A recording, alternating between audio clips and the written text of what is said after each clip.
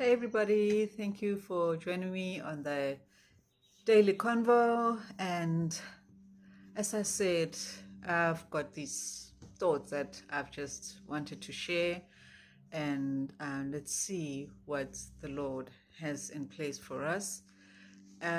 Today, what I wanted to continue from a little bit from what I'd said previously in my last video about the letter killing and all of that. Basically, what I'm looking at is what brought this on is how I just spent so many years as an adult struggling. I mean, initially I thought it was because I was a single parent, and therefore, when there's only one income and two mouths, there's a struggle. What's going to happen? Then I thought it's because um, even though I finished my diploma, I didn't graduate, so I didn't get my qualification. And then I thought it lowered my chances of better income. And then, you come up with all these many things of why things are not working out as they could. And what I eventually, I'm going to say the Lord just clicked open for me, the light bulb moment was the scripture in Romans about being transformed.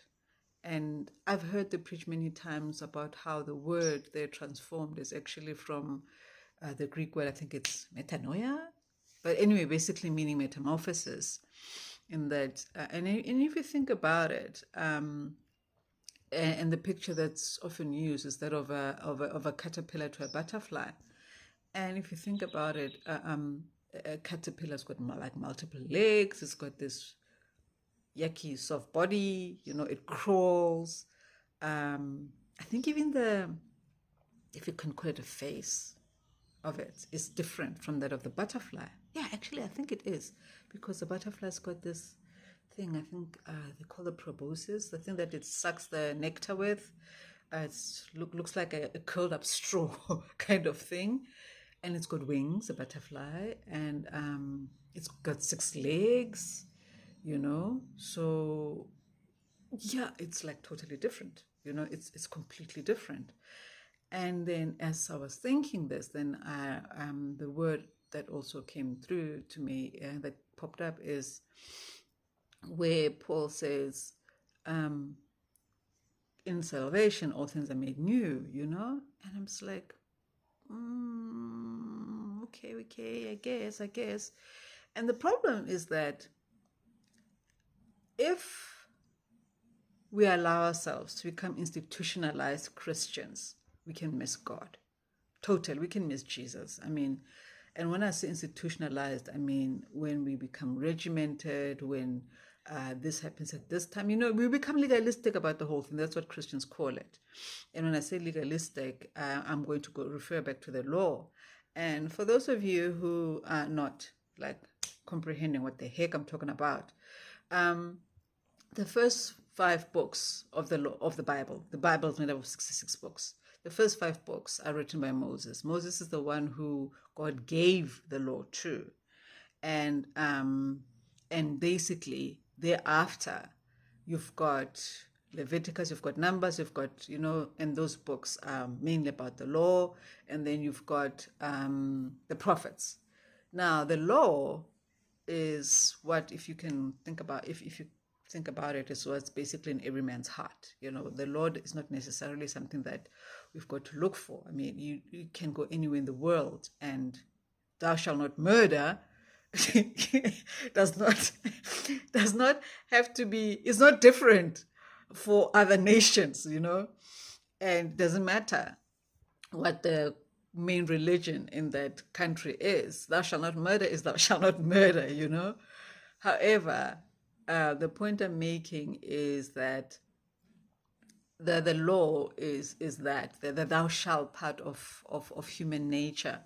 Thou shalt and thou shalt not. And the human nature that in some beliefs is called karma, where if you do good, you will get good back. If you do bad, you will get bad back, and that's the law, and grace, on the other hand, is that God took in Jesus, he took on all our bad and exchanged it to give us good, which, if you think about it, is insane.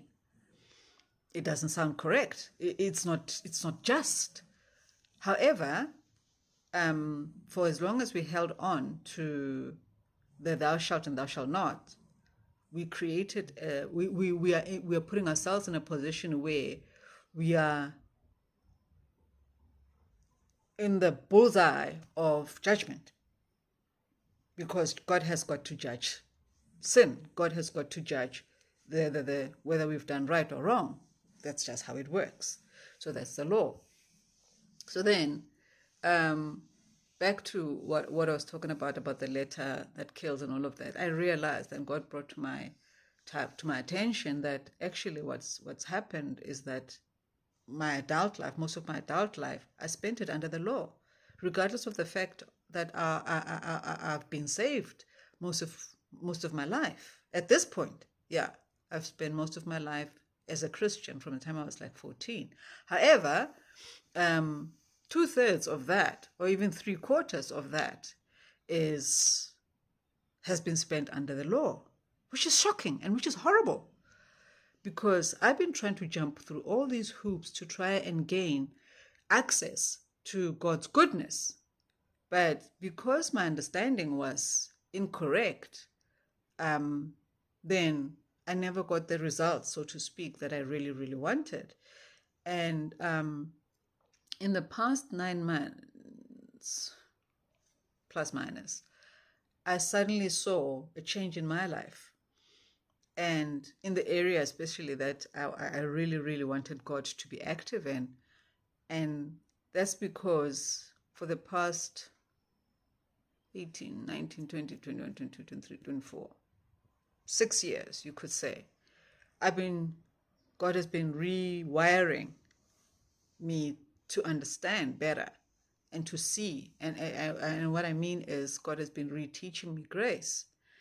And it's caused havoc. I mean, there's been serious upheaval, which makes sense if you think about it, because if you're going to metamorphosize, you're re-engineering. And therefore, upheaval can only be part of that. Some people might be neater at change. I'm not that person. Yeah, so anyway, having said that, then I feel like the Lord gave me this picture of what my life has been. It's like, yeah, that was that caterpillar for the beginning part of my life. And then thereafter, I've been, because if you think about it, there's that shell thing, the pupa, that moths and butterflies go through. And I don't know about other things like, like that have larvae, what do they do, the pupa stage or whatever. But anyway, let's stick to the nice and beautiful and cute things like butterflies. And you've got the pupa. And initially, if I remember my high school bio correctly, it kind of spins this web thing around itself and encloses itself in that space. And I don't know how scientists know this, but apparently it's a painful process that the larva then undergoes, the caterpillar undergoes, of this total restructuring. And I'm a huge comic fan, and one of those is Marvel. And I think about characters in Marvel who, then when they undergo change and they talk about the pain of every time they change and how painful it is and all of that.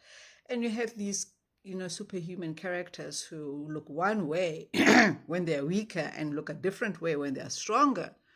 You can look at it that way, the metamorphosis is part of things. And so I'm hesitant to say that I'm in the butterfly stage now, But I'm willing to receive that though. Because, heck, who wants to stay in that pupa stage, enclosed, tight, no movement, and claustrophobic looking situation, you know?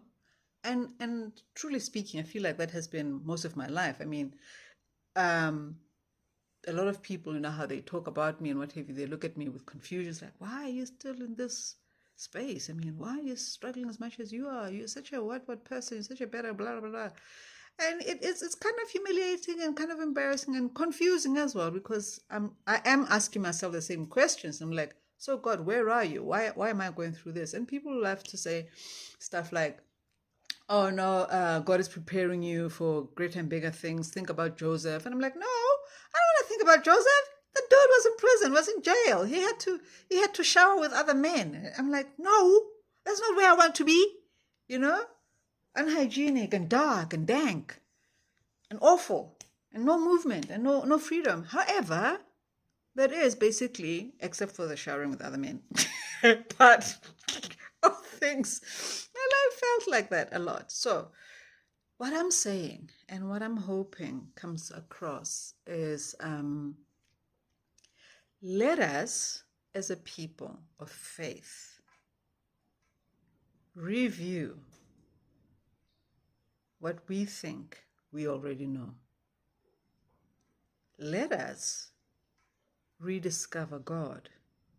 It's the beginning of the year. Happy New Year, boop, to everybody, you know.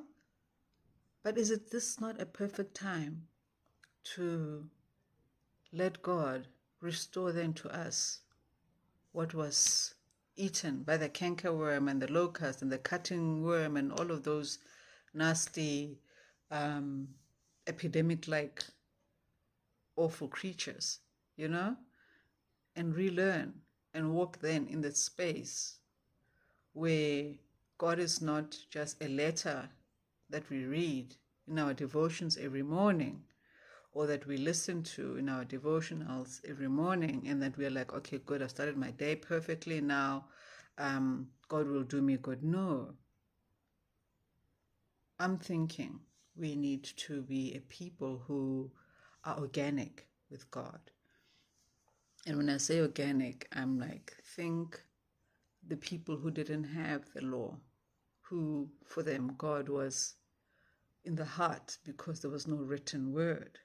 Like Joseph, for example, his dad, you know, Abraham, for example, Jacob, who wrestled with God. Those people, they didn't have anything written for them. Excuse me, but they had a knowing of who God is. And I'm not asking anybody to go out there and be all weird. Really, you don't need more weirdness in this world. It's weird enough as it is. So yeah, please. I hope you hear my heart, and I hope you hear where I'm going with this. And look, whatever it is I say, filter it through the word, and don't let me be the dictator of what you're going to believe.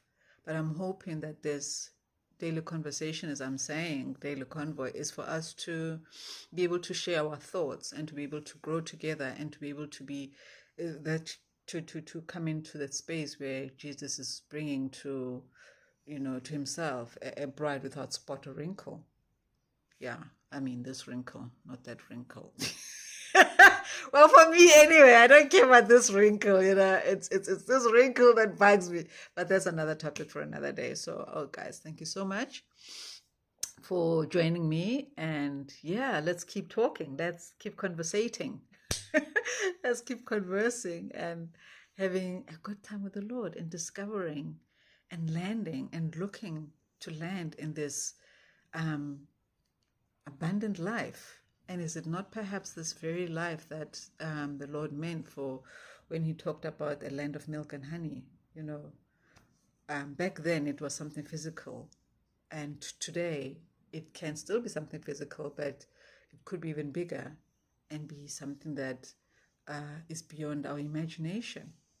So let's not restrict our imaginations as far as the Lord is concerned, and thereby restricting our faith, because we do not walk by sight, by what we see by our senses, but we walk by believing correctly. We walk by faith, believing correctly, believing the love of the Lord for us and the grace that is abundant and is overflowing like a waterfall.